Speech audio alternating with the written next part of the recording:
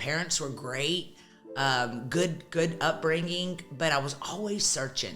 I wish I would have allowed myself to evolve earlier into who God really created me to be and not allow myself to adhere to the noise. You feel like quitting. I get it, but you can't quit because anything you've lost was a favor because greater is coming. What is that thing on the inside of you that you feel like I got dropped and it was unfair? That's the place God's going to use you the most.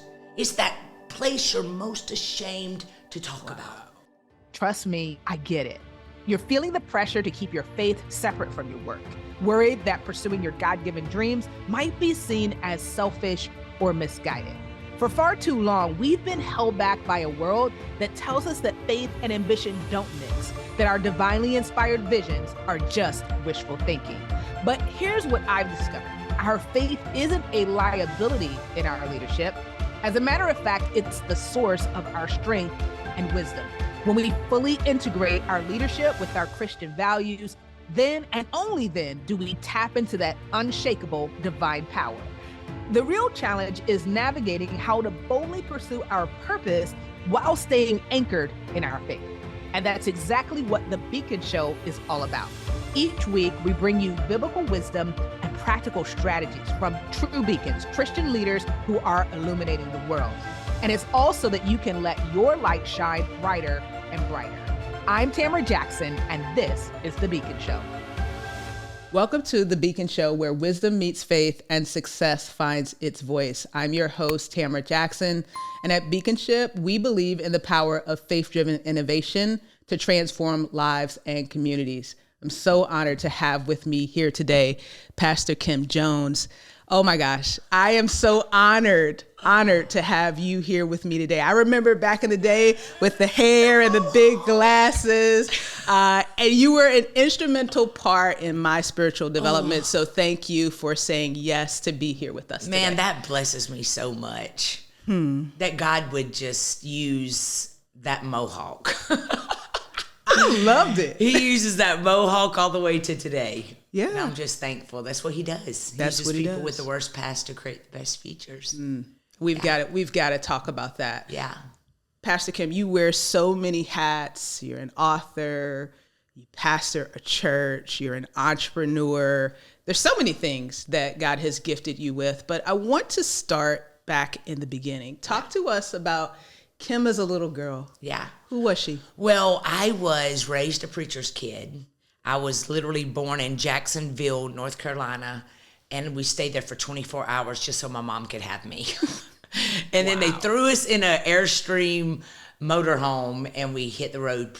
My dad was an evangelist. And so we were in a very strict religion. Women really just had babies and accompanied their husbands and took care of their husbands in the home.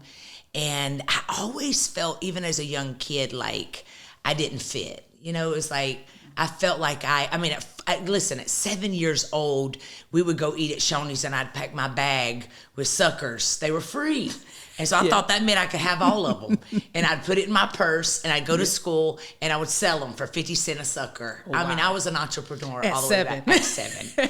And I found myself trying to find me. My parents were great, good upbringing, but I was always searching. It was the weirdest thing. It was like I was always looking for a place. And now looking at myself at 52 years old, I realize, and this is why my voice, I'm up at 8 a.m. every morning doing prayer calls and I'm writing books and everything, is because I wish I would have allowed myself to evolve earlier into who God really created me to be and not allow myself to adhere to the noise. I ran away at 18 years old. As soon as I graduated, I went and got married. My mom says that marriage, that wedding lasted longer than the marriage. And I found myself at World Harvest Bible College after that marriage dissolved. And it was with Pastor Rod. And my mom and dad sent me to his college because they thought he was going to scare me. He was going to scare the hell out of me. And he did not. Oh, no. I sang on his praise team. I was up there. They meant well. But I remember coming home. I was in Israel singing on the Sea of Galilee. I know the peace speaker. I know him by name. And coming home on that plane, it was like the devil was like, you absolutely don't know no peace. I didn't. And it was because for so long, I never really knew God. Like, I was raised in church. I was raised around religion, which is where a lot of our problems come from. We're raised in church, but we don't know God. Yes. And so I ended up running away again, got married. Pastor Rod told me, you're messing up your whole life. And we were married 18 years and had 2 beautiful sons. And sin took us further than we wanted to go, cost us everything. And I found myself at 36 years old after 18-year marriage ended, feeling like the biggest failure, back at my mom and dad's, but that's where I found God. I lost my house, lost my cars, my sons were devastated. I was feeling like such a loser. Nobody loved me. I wasn't worth fighting for. Every single thing the enemy can do to lie to you. He can't take you out, so he wears you out, and he does it with your own self-talk. And I found me there. I literally went through a year of, I had Mimi. Now, you know my mama. My little mama is 77 years old. I've seen her. And she would look at me, and I'd be just, I was just a victim in my own story. And I remember Mimi looking at me one day and saying, but did it kill you? And I thought, you are so insensitive. You are so insensitive. All your pain. And I would look at Mimi and I would be like, but I don't want to be like you either. Like, I don't want to be just a wife. I don't want to just be, I got something in me. I knew there was substance there. Yeah. I knew that the enemy was fighting me because there was something inside of me. And so I was in special ed my whole life. I never got hooked on phonics. And so all those stories of the labels that were put on me, Tam, just was following me. And it was when I hit rock bottom at my mama's house. Mama said she would listen to me crying upstairs, and God would say, don't you go up there. This is between me and Kim. And she said, I would listen to you. And I'd be laying hands on myself like, God. Because I was the girl, look, I was ratchet. Like, when I tell you I was hood, like, I think when labels get put on you, you learn how to become street smart. You know, you go into survival mode. I didn't know hooked on phonics. I never remember what I studied. Mama would say, we study for hours. You'd go to school and freeze. And I just began to put my own self, what I could do instead of God. So that's where I missed out. I missed out on really surrendering to God. And so whenever I hit rock bottom, I remember about 6 months into me feeling sorry for myself at my mama's house. Couldn't buy cheese with my credit. I mean, I lost everything. My $500,000 house, all my cars. And listen, let's not get it twisted. When I was living in sin, I had a 6-figure interior design company. That I was doing like I did the suckers. I was like, oh, we gonna make it. We gonna be something in life. They said I was special ed, but I'm gonna be a millionaire. And I did. I went and said I could make drapes, and people believed me. And I did. I would go in the biggest houses and decorate them things. And I realize now when I look back that the enemy will even make blessings happen in your life to keep you from walking in your calling. But God's always got your number, especially when you were raised around church. I was the prodigal. I hope you are enjoying this episode of The Beacon Show. It is our mission here at BEACONSHIP to empower you, the Christian visionary, to achieve the impact that you desire to create in the world. So we want to come alongside you and provide the training, the mentorship, and the funding readiness that you need to grow and scale your impact. I'd invite you to join our mailing list where you can receive additional insights beyond this episode to build on what you've learned here today and take you to the next level. So go ahead, subscribe today, and we'll continue to keep you motivated and inspired to move forward in all God has called you to. And so whenever I found myself at my mom's, I started having a desire to write a book. I was like, I still don't even, girl, listen, I've written 6 bestsellers in the last 11 years. I still don't know where commas go. Wow. I literally turned my mess into a message. Yeah. And I remember laying in my bed in those seasons, 36, 37, 38 years old, 39 years old. I'd be laying in my bed having a talk with Jesus. Like, God, I feel worthless. I feel like an embarrassment to my family. And the more I would say, help me, God. I remember one night I'm laying in my bed and I heard the Lord. I said, God, help, just take this pain away of this marriage. I never thought I could survive that marriage ending. Yeah. And I remember God spoke to me. Probably the first time I ever really heard him, ever.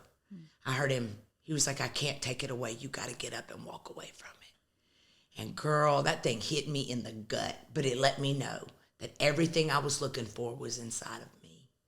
And that's when I started writing Beautifully Broken. Didn't know what it was going to ever be. It was 3 years trying to write a book, but it was a healing process for me. Yeah.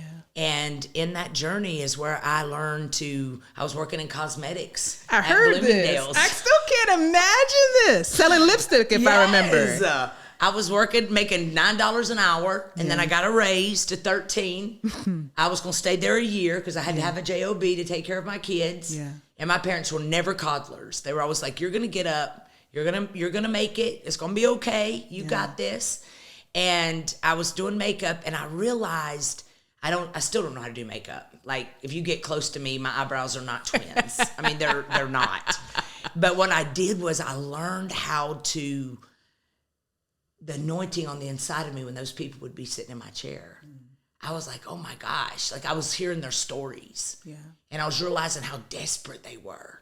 And the reason they were sitting in my chair was because they didn't know how to do makeup. So anything I did was going to be better than what they had. Yeah. Yeah. And I started my ministry in that chair. Never in my life, 11 years ago, never in my life did I think that I would be pastoring a church. Never in my life did I ever think that I would be, millions of people would choose to follow me every day. Yeah. Never in my life did I ever think I could be so transparent and not shameful of the choices that I made looking for voids to be filled. But here we sit at 52 years old, lost everything at 36, didn't preach my first sermon until I was 41. My daddy didn't believe in women preachers. And so for God to open those doors through a video of me sitting on the side of the road, I call it my knockoff Bentley. It was a 300 Chrysler. Mm-hmm. That thing had me on the side of 75 here in Atlanta every single day overheating while I was trying to get home from work. And I did a video, and that thing went viral. And that video I did was for me. It wasn't even for the world. It was basically me sitting on the side of the road saying, you feel like quitting. I get it. But you can't quit, because anything you've lost was a favor, because greater is coming. And I just threw out Joel 2:25. God's going to give you back everything the enemy has stolen. Even the stupid choices you made, he's going to work it together for your good, Romans 8:28. Man, when I tell you that thing went viral, and that was how God opened the door for ministry for me. That's so amazing. I've heard you share, so many people have asked you, well, who put you on? And I think I heard you say, nobody put me on. Nobody. Jesus did it. Nobody believed in me. I mean, I was the woman at the well. I was the woman caught in the act of adultery. I was the woman, whatever you want to call it. Yeah. I was that person that literally was fighting for her life. And sadly, the church is the one place that kicks their wounded. And so I found myself literally having to find God for me. I remember laying in my bed one night, Tam, and I said, God, let me feel every ounce of pain leaving me, because I'm not wasting my hell. So the survivor became the thriver. Yeah. And it was in my beautifully broken place that God gave me a platform. And to this day, girl, I went from hating people to loving little thumbnails and seeing people succeed, seeing people get up. And it's like better than winning the lottery, man, when you see people finally taking their life back and realizing as long as you ain't dead, God, you ain't done. Like, you got a purpose for me, and I can change the DNA that runs through me. I don't have to be like my mom or dad, or I don't have to become a statistic because my parents were divorced. I can make this marriage work. And it's where you are today. It's where you find yourself today, that place that you feel like you're stuck in. You realize you are not stuck because you are not a tree. You've got a pulse, which means God still has a plan. Yeah. And so that's where I got.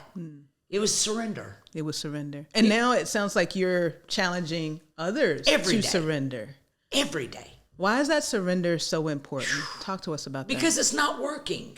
You know, the anger, the bitterness. Today I preached on my prayer call. I preached about Mephibosheth, how he literally, Jonathan, his father, and Saul died in war, and Mephibosheth was trying to be carried out by a nurse to protect him, and she dropped him, and he was lame. Yeah. And so all of us have been dropped. And a lot of times it's dropped by parents, it's dropped by exes, it's dropped by special ed labels, it's dropped by addiction. What is that thing on the inside of you that you feel like I got dropped and it was unfair? That's the place God's going to use you the most. It's that place you're most ashamed to talk about. You're more ashamed to talk about failure because you care what a whole bunch of people in a free app that don't even know your middle name thinks about you, because we were dropped. And a lot of times we were dropped, and it was the greatest favor that ever happened to us, because God is always working. Even that, I've got people that have come into my life that literally are succeeding in materialistic things, or succeeding in life. By life rule, by what society says is making it, but yet their hidden pain can't even. We look at Prince, we look at Michael Jackson, look at Whitney Houston. We look at these people that look like they had it all going on, but they were dropped, and so even the success feels like pain, and so they're just looking for a way to feel like I can escape the noise, and escaping the noise looks like I'm surrendering. Because God, you love me. And at the point of that scar tissue is where God's turning those scars into stars. But we got to surrender. And what does surrender even look like? Yeah. It looks like saying, you know what, I don't know. I don't know what you're going to do, but I know I ain't staying here. I always say it's having that, oh, hell no moment. You know what I'm saying? Yeah. Like, okay, I'm done. That Holy Ghost, hell no. Yeah. Like, shut hell up in my life. It's making that choice to say, it doesn't matter what they're saying about me, because they could be saying everything. I mean, we look at Apostle Paul. Apostle Paul did everything they said he did. He was Saul, and God changed his name to Paul. And yet he ended up having one of the greatest revivals on the planet. You know, we look at the woman at the well that was married 5 times and sitting at the well because she was embarrassed because of all the murmuring going on about her past. And yet God left all of those people to come to her and tell her. The first person he ever told, I'm the Messiah, was a woman that had all of those divorces. And he used her to become one of the greatest revivalists. And so surrender looks like, I don't have all the answers. And I don't know what you're going to do. But today's the last day I say I would die for my kids. Instead, I'm going to live. Pastor Kim, let's talk about what is our responsibility in that. So we surrender. Mm-hmm. We're trusting God to order our steps. What are some of the things that we can be doing as we're waiting for that direction from God? I love that question. You know, pay attention to your environment. That's huge, because I believe that you outgrow seasons and people. And a lot of times the loudest people in your ear, if the enemy can't take you out, he wears you out, and he does it through people that you want approval from. Is paying attention to your environment and learning I may not can get away from my family, but I can take away the power to make me feel stuck. I don't need their approval when God's given me the approval. Another thing, find voices. This Beacon podcast, I believe that God sends people in your life that's a voice that you may never meet, but yet they carry something that you connect to. And you're like, man, I don't know what it is about that person. I don't even know what their story is, but I know there's something that they carry that's making me feel hopeful. Yeah. Get on these podcasts. It's free. And overdose on them. Go to bed with Beacon in your ear. Go to bed with the Bible app reading Psalm 91 over you. Another thing is, every time you fall, get up again. Quit laying there. Quit asking questions like, why me? Why not you? You were built for this. Like, you've got this. Stop focusing on things you can't change. Stop trying to ask people that don't even know why they can't be committed to you, that don't know why they can't love you appropriately. Stop asking why. And you go be for others what you needed in somebody else. Your purpose is connected to you serving. That serving can look like just, man, your dress looks beautiful today. That serving could be, I think that the encouragement is one of the greatest purposes, because you don't know what that person in that line, because I don't believe you're ever anywhere by accident. You didn't go to the grocery store just because you needed bread. There's an assignment in that grocery store. That's why the enemy's got you heavy, so that you're so caught up in what's going on in your own life that you miss out on an assignment to be an angel in someone's world. Another thing is read. Open that Bible. Stop saying, I don't understand the Bible, so I'm not going to read it, right? Go download the YouVersion app into your phone. It will read to you while you're sleeping. And while your natural body is sleeping, your spirit man is awake. Then go to therapy. You know, you can love Jesus and go to therapy. Yes, you can. You can. You are not broken just because you decide, I'm going to go sit down and talk to somebody. Here's what I have found. That when you begin to celebrate the small wins, I'm talking getting up and not yelling at your kids this morning. I'm talking not being angry because you're going to Bloomingdale's to work for $9 an hour and you're mad because you can't go on a vacation. It's always paying attention to your heart and saying, God, create in me a clean heart so that I can be pleasing unto you. It's paying attention to the little things on the inside of yourself. Have that mirror reflection every day and say, how did I do today? I believe in journaling because I believe books come out of journaling. I think everybody should write a book. Everybody should write a book. I think everybody should write a book because when you die, your legacy should carry on. And if there's just one person that hears your story and won't give up, and it's using what you got. Use what you got. Stop waiting for you to get ready. We live our whole lives. When I get here, then I'll do this. When I find a husband, I'll do this. That was my problem. I knew I was created to be a wife, and I just kept getting ahead of God. Instead of healing me, I was attracting what I was and not what I wanted. And so it's surrender. Every day looks like surrender. It's basically saying, you know what, you didn't do so well today, Gil. You know, you shot that middle finger of that person, right? And instead you were like, man, I did good today. I let somebody over in the line. Yeah. It's not buying stuff that you don't need just to fix a void. It's not going to the liquor store when you know you got a drinking problem. It's not going and buying those ho-hos when you know you got an eating problem. It's one day at a time. One day at a time. Just do something different one day at a time. And celebrate you. Stop beating yourself up. Stop looking at yourself in shameful ways. Stop thinking you let yourself down. When you were born, on the day that you came out of your mama, doctors heard why but hell, heard purpose, destiny, a game changer, a generational curse breaker, someone that can take a licking and keep on ticking, someone that might be a late bloomer, but when they get it together, I'm going to do it. I hope you've enjoyed this episode of The Beacon Show. You know, there are others like you that need encouragement in their journey as they are pursuing what God has called them to. And one step that you can take to help ensure that they receive the support they need is to rate and review. It only takes a few seconds and it can make an eternal difference. You know how important it is to have someone in your corner that believes in you and wants to see you succeed. So take a moment to rate and review today. You're such an encouragement to that person that thinks maybe their time has passed. Yeah. I think about all the things that you were able to accomplish later in life. I think you said your first sermon at 41.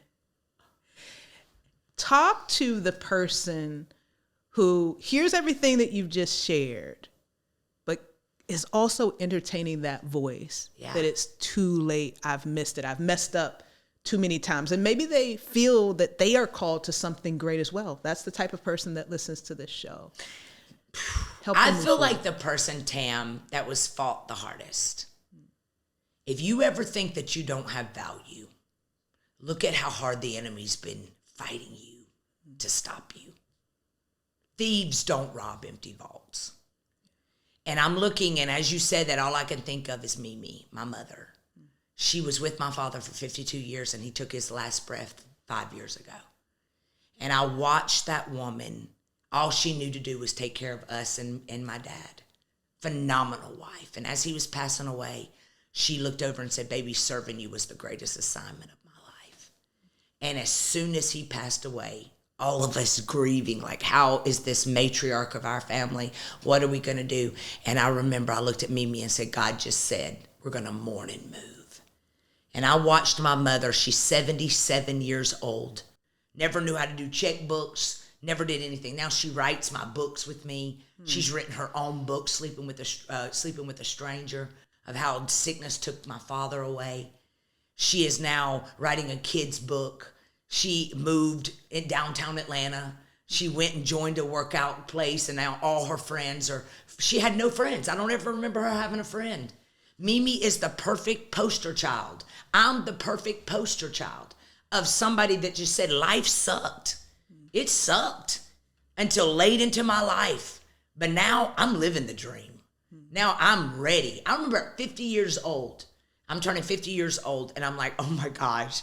Like, I used to think of 50-year-olds like life is over. Like, you're just basically going to start planning I get AARP stuff now, you know? But I'm feeling 20. Yeah. And I remember when I started to turn 50, I thought, I got to get in the best shape of my life before my 50th birthday. Now, I was the type of person, if you see me running, you better run because somebody's chasing me, okay? Yeah. I never worked out a day in my life except in high school. And I started motivating the world. I'd be like, get on prayer calls with your workout clothes. We'd all go hit trails. I started getting in shape. I started taking care of me. Not even knowing. I wanted to be married. I'm like, I'm not going to be in my older years. I got everything. I'm living in the greatest house in Atlanta. I've got my dream cars. I'm a boss business person. I'm a pastor. I'm doing all of these things, but the one thing I don't have is a husband. The one thing I wanted. And I've started getting myself together. I started hanging out with married friends. I started finding me some married women that have been married and crushing it. I started doing things to help me get myself into position. And at 50 years old, just right on into walking into 51, I met my husband. That is the greatest gift that ever came into my life. Never knew ever that I could love the way I love or be loved, be protected. And so it's never too late. It's just answering that still small voice that's urging you, go work out. Now, me and him, our favorite pastime's working out together. What if I wouldn't have never worked out? Yeah.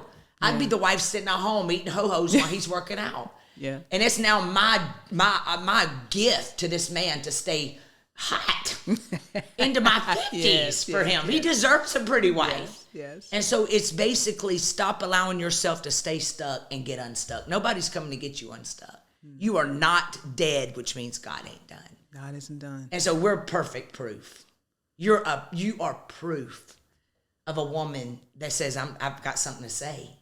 And now all of these people, you're a beacon. You're yes. Thank you. There are some people that literally are waiting to die, and they're not dying because they still have purpose left in their bones. And so I think it's just saying, I don't know necessarily what I'm doing, but I'm going to get up and put one foot in front of the other. Yeah. I'm just going to move. Just going to move. And God's going to put the I can in my I can't. I love it. Yeah. Pastor Kim, when all is said and done, what do you hope is the legacy that you leave behind? Whew, I hope, every time I drive by cemeteries, I'm just like, God, don't let one thing be left in me that I was supposed to give out to the world. I pray that there are people that are walking in their callings and in their purpose because I got up. When I wrote my new book, Unstuck, that just came out, I wrote it for people that didn't like to finish books. And it's a 90-day devotional of where I'm one page a day. And I'm hoping that people that read this book says, oh my gosh, there's always been a fire in me, but the lid, the flip, that light bulb moment came on, and now I'm living my best life. My prayer is that my legacy lives way longer because I said yes and got up when I did not want to. I pray that the world is a better place and that heaven is more crowded. I love that. Because even when I didn't want to do it, I still showed up. In the way I could. In the way that you could. Last but not least, I want you to speak to that person that's tired. Yeah. They're showing up, they're doing the best that they can, but they're not seeing the results that they would hope for. What is your word of advice to them? Tired is big because especially for single moms, dads, people that have no support. We've just seen we're watching so much take place in this world. Yeah. And I would tell you, if you feel tired, turn off that TV. Turn off the news. Find you a community. Get connected. Even if it's laying in your bed, turning on a podcast, turning on a YouTube, getting a book, and every day celebrate the small wins of, I got up today. Because we live in a world where, especially us mamas, we carry a lot of weight. And we'll be falling apart in the bathroom, and them little fingers come underneath the door, and we have to pull it together. Take time for you. It's okay to take time for you. It's okay to celebrate you, but you gotta change your thinking. You gotta put good stuff in you so that you can overcome. The Bible says in Romans 8:28, he's working all things together for your good. And here's you another scripture to hold on to when you're tired. Amos 9:13, straight out of the Message version, says it won't be long now, God's decree said things are about to happen so fast, your head is about to spin. Blessing upon blessing, you can't keep up. Every day, quote that promise over yourself and you will see. You got to see it before you see it. And you got to keep moving. You got to see it before you see it. Got to see it. And you got to keep moving. Pastor Kim, thank you so much for being here and sharing all of these amazing words of wisdom and encouragement. You make me feel inspired to know that I can do anything with God's help. Yeah, man. Thank you for your time today. And I want to thank our listening audience for tuning in to another episode of The Beacon Show, where wisdom meets faith and success finds its voice. Don't miss out on any upcoming episodes. Go ahead and hit that subscribe button so that you'll be notified each time. And make sure that you join the community here at BEACONSHIP so that we can help you to reach your goals. God bless.